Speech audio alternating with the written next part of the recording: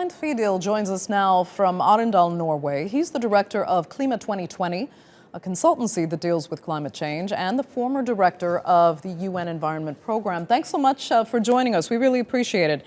I first need to ask you what your honest expectations are for this gathering in Davos. These are the world's most powerful people, and climate change is supposed to be firmly on the agenda. Do you trust them to get something done? Well, you heard Greta Thunberg said that she was there 1 year ago, and now she's back, and nothing had happened in between. But it is extremely important to have those people taking the right action. And as of now, I think this year climate change is topping the agenda in Davos. And I think that is a signal that most of the business, not the fossil industry, but the rest, they are actually dependent on doing something with the climate crisis to sustain their business in the future. So yes, there is hope, and we need to have those on our side.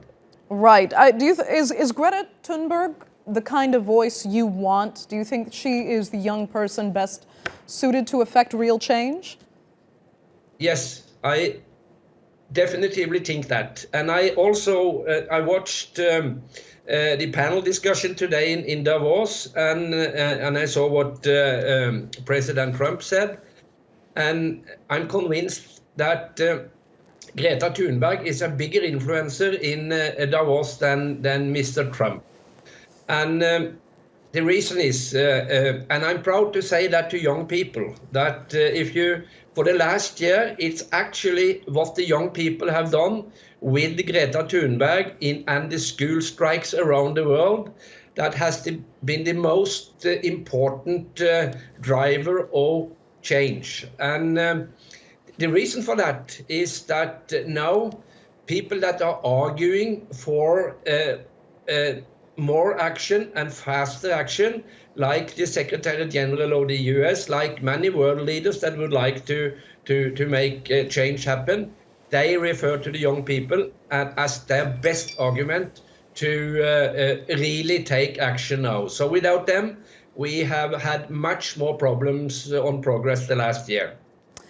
You know, and in the meantime, it's become so clear that climate activists like Greta Thunberg are on one side, while leaders like Donald Trump are on the other side. Does that kind of conflict, do you think it's good for activists? Does it bring the kind of attention and tension that draws more people to the cause? No, I'm not completely in agreement with that, because today we saw Thunberg in Geneva, we saw Trump in Geneva. And I think there is a lot of rich influencers and business people in Davos that might be more in agreement with Thunberg than with Trump.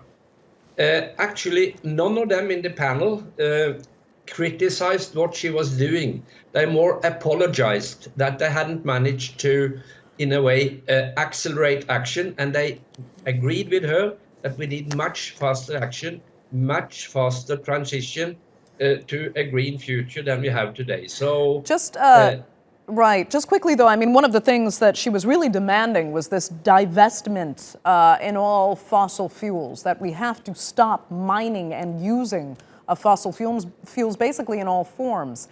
Is that realistic, and is it really good for the planet? It is definitely good for the planet, and it is also possible.